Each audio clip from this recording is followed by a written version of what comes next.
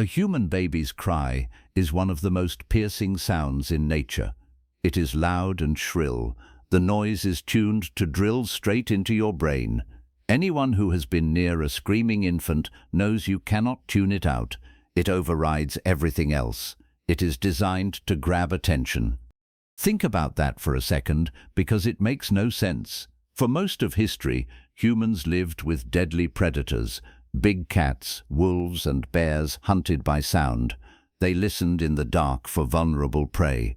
In that world, our ancestors raised infants who let out loud cries. These wails carried over long distances straight to hungry hunters. A loud baby should have been a death sentence. It was dangerous for the baby and the entire group.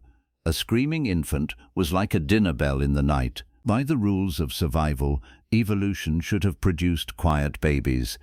Infants should have signaled needs discreetly, without targeting their families. Why did evolution make our babies so dangerously loud? The answer flips the entire problem on its head. The loudness was not a mistake.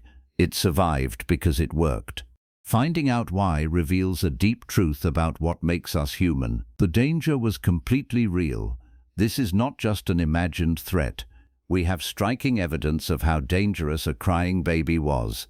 Researchers once played recordings of human infant cries near crocodiles. The crocodiles were drawn to the sound instantly. They approached in a clear hunting mode. They were attracted by the distress in the wail. The cry signaled easy prey. For hundreds of thousands of years, a crying infant drew lethal attention. The dinner bell problem was a real threat to survival. Imagine you are a parent tens of thousands of years ago. It is the dead of night. Your group is huddled together in the dark. Everyone is frozen because something is out there. You hear a heavy footfall nearby. Every person is holding their breath. In your arms, your baby begins to stir. You feel the little body tense up. You know what is coming. In a heartbeat, your child could let out a wail. That sound will tell the predator exactly where you are. Your heart is pounding. You have only seconds. This was a scenario that played out countless times. The most precious thing you possessed was also the most dangerous. This is a genuine evolutionary puzzle. A dangerous trait like loud crying should be weeded out. It carries a huge risk of getting you killed. It must provide an enormous benefit to outweigh the danger. What could be worth that risk? We must understand why babies need to cry. Human infants are born completely helpless. They stay helpless longer than almost any other species. A baby antelope can run within hours of birth. A human baby cannot walk for a year. It cannot hold up its own head for months. It cannot do a single thing to meet its needs. It cannot find food or move toward warmth. The baby cannot escape danger or brush away insects. It is utterly dependent on the care of others. Put yourself in the position of that baby. You are helpless and cannot move or speak. You are hungry, cold, or in pain. You have exactly one tool to stay alive. Your voice is the only power you have. Crying is your sole means of reaching out. The cry says, "I need help now, or I will not survive." Because a baby is helpless, getting a fast response is critical.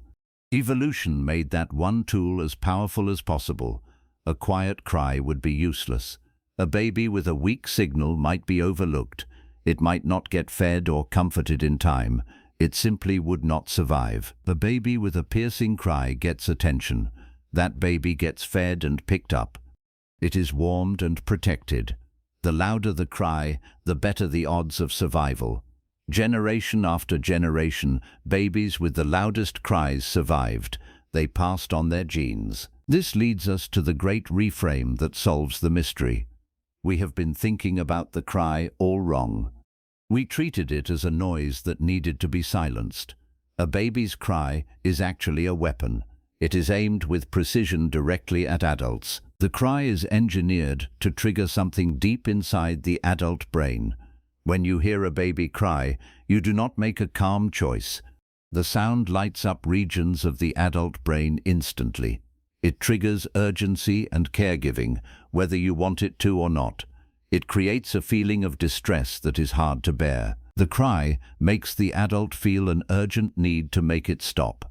The only way to stop it is to attend to the baby.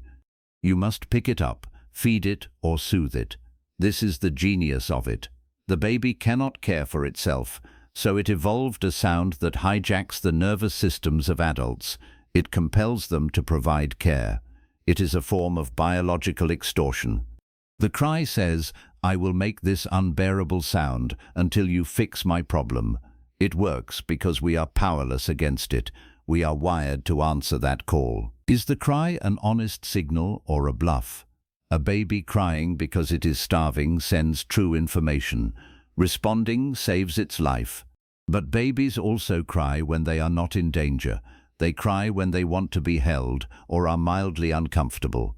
In those moments, the cry is a kind of bluff. It is backed by the threat of noise. Evolution landed in a place where adults respond anyway.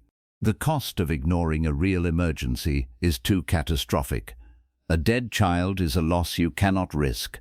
It is safer to always respond, even to the bluffs. The baby holds all the cards. It does not have to prove its need. The threat of continued crying commands immediate care. This is an effective negotiating position. It belongs to the most helpless creature. But adults were not entirely powerless. Experienced caregivers slowly became expert cry readers. A mother or grandmother learned to distinguish different cries. They knew the sharp cry of pain. They knew the rhythmic cry of hunger. They recognized the fussy cry of tiredness. Decoding the cry allowed caregivers to meet needs faster. They silenced the dangerous sound sooner. Reading a cry correctly was a genuine survival skill. It was honed over a lifetime and passed down. Now we see the real solution to the predator problem. Our ancestors did not survive by silencing babies. They survived by answering them instantly. The danger is a baby crying for a long time. A long wail broadcasts your location into the night. A cry answered in seconds has no time to travel. If needs are met instantly, the cry is cut short. It never becomes a beacon for predators. Human societies were built to do exactly this. They responded with extreme speed. For most of history, babies did not sleep alone in separate rooms. They were held constantly against their mother's body. They slept beside her at night in constant contact. A baby in constant contact can be soothed at the first whimper. The mother feels the baby stir and responds immediately. She quiets the child before the cry rings out.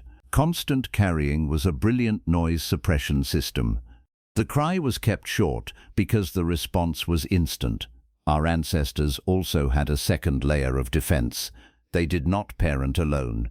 Even the most attentive mother has to sleep and rest. Who watches the baby then? The answer is everyone. Humans are cooperative breeders. Unlike other animals, human children are cared for by a network. The mother has help from fathers, grandmothers, and aunts. This web of caregivers meant someone was always alert. They were ready to respond day or night. The burden of instant response was shared. The response could always be fast. A baby's cry was never left unanswered. This is unusual compared to our ape relatives. A chimpanzee mother is possessive of her infant. She rarely lets another touch it for months. Humans went a different way and shared their babies. We passed them around to be held and soothed. This willingness to share care is a superpower. It was driven by the crying problem. A shared baby is never far from responsive hands. It is never left to cry into the dangerous dark. The old saying about a village is not just sentiment, it describes a literal survival strategy. It kept our infants and our species alive. Layer on top of that the other defenses against the night. Fire kept many predators at bay. There was safety in numbers when sleeping in a group. A crying baby inside a fire-guarded group was safe. The cry was dangerous in the open. But our ancestors rarely left babies exposed. They wrapped them in layers of protection. They used body, group, and fire to stay safe. Full solution comes into focus clearly. Evolution made babies loud, so they get urgent care. It offset the risk by shaping adults to respond irresistibly. Human society was built around constant carrying and shared care. A cry was answered in seconds before it summoned death. Loudness and responsiveness evolved together as one system. The baby cannot stop crying, and the adult cannot bear it. It is a perfect match. I must be honest with you. This system did not always work. The truth includes hard things. There were times when it failed. A cry rang out at the wrong moment and drew a predator. A group hiding in silence faced an agonizing situation. Across long history, our ancestors faced heartbreaking choices. In times of famine or danger, difficult situations occurred. It would be dishonest to pretend the system was perfect. The danger was real and sometimes won. The fact that crying survived tells us how essential it was. Overwhelmingly, across millions of nights, the system held. Babies cried and adults answered. Our species survived and flourished. We became good at responding to our most helpless members. That is what is beautiful about this story. Look at what the crying baby actually built. To survive loud infants, humans became a responsive species. We are defined by attentiveness and the urge to help. We drop everything to rush to a vulnerable creature. The crying baby shaped our ancestors. It selected for adults who are sensitive to distress. We became a uniquely cooperative species. We tend our injured and help through birth. The crying baby is the root of it. We are a caring species because babies gave us no choice. Early humans did not stop the crying. They answered it fast and completely. They used many willing hands. The cry rarely had time to become a fatal beacon. They turned vulnerability into something survivable. They became a species that cannot ignore a cry. The danger of the voice was met by devotion. That ancient wiring is still in you right now. It is why a baby crying on a plane makes you tense. You cannot tune out an infant wailing in another room. A new parent wakes up at the faintest whimper. That is not a modern inconvenience. It is a deep survival instinct. It is the same instinct that kept Stone Age babies alive. It hums inside your nervous system today. It compels you to answer the helpless. We think of a cry as an annoyance to escape, but it is an important sound. It kept us alive and forged us into connected creatures. Next time you hear that piercing wail, recognize it. It is the voice of an ancestor who survived because someone cared. It is proof that you are built to answer. How will you hear a baby's cry from now on? Let me know in the comments. Take care of each other. The sound connects us to our past. Every high-pitched note carries history. It tells the story of survival against the odds. We are here because our ancestors listened. They did not run away from the noise. They moved toward it with love. That instinct defines humanity today. We must protect that sensitivity. It is our greatest strength. In a loud world, that specific sound still cuts through. It demands our attention and focus. It forces us to be human. It reminds us of our responsibility to one another. We cannot ignore the call. The child depends on your reaction. Your brain is ready to act. The loop is complete. The infant signals and the adult responds. It is an ancient dance of survival. It has kept us safe for millennia. It will keep us safe in the future. Never forget the power of that voice. It shaped our history and minds. It built the communities we live in today. It taught us how to love and protect. It made us who we are. Thank you for listening to this story. Think about the depth of this connection. It is woven into our genetic code. Every generation inherits this bond. It is a legacy of care. We are linked to the past through every cry. It is a reminder of our shared journey. The dark night of the past is gone, but the instincts remain bright. They guide our actions every day. We are the protectors of the future. The babies of today carry the same voice. We must answer them with the same devotion. Let that truth settle in your mind. It changes how we view our daily struggles. The disruptions are actually signs of life. They are signs of our ongoing survival. Celebrate the loudness of life. it means we are still here. We continue to look out for the small. We continue to hold them close. The village is still alive in our hearts. We share the duty of care. It makes us stronger together. We face the future as a team. Keep these thoughts close to you. Let them guide your empathy. The world needs more responsiveness. We have the wiring for it. We just need to use it. See you in the next video.